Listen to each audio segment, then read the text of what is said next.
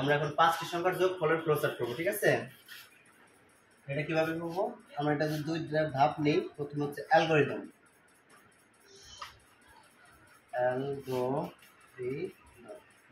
অ্যালগরিদমটা যদি আগে আমরা করি তাহলে ফ্লোচার্টটা আগে ভালো পারবো। অ্যালগরিদম আমরা কি করব? Step on. এখানে আমরা প্রথমে শুরু করব, তাহলে স্টার্ট করে দিব।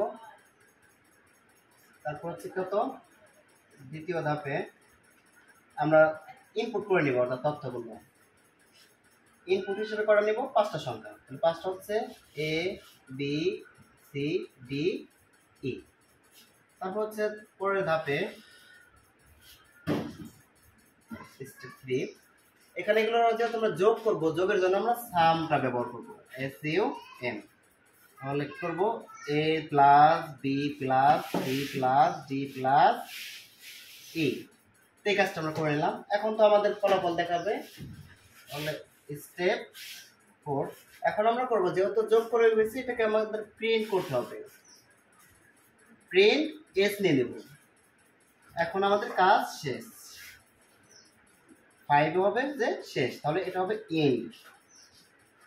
এখন এটা যদি আমরা ফ্লোচার্ট করি, ফ্লোচার্ট যদি তাহলে করি তাহলে আমাদের এরকম একটা চিহ্ন দিতে হবে যেটা স্টার্ট।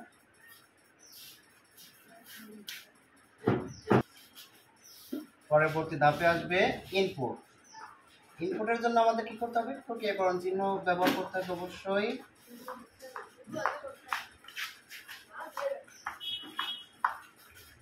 এটা হচ্ছে ইনপুটের জন্য আমাদের এই চিহ্নটা ব্যবহার করি। Input A B C D, 1 2 3 4, এই হলো 5টা সংখ্যা। এরপর হচ্ছে আমাদের প্রক্রিয়াকরণ করতে হবে।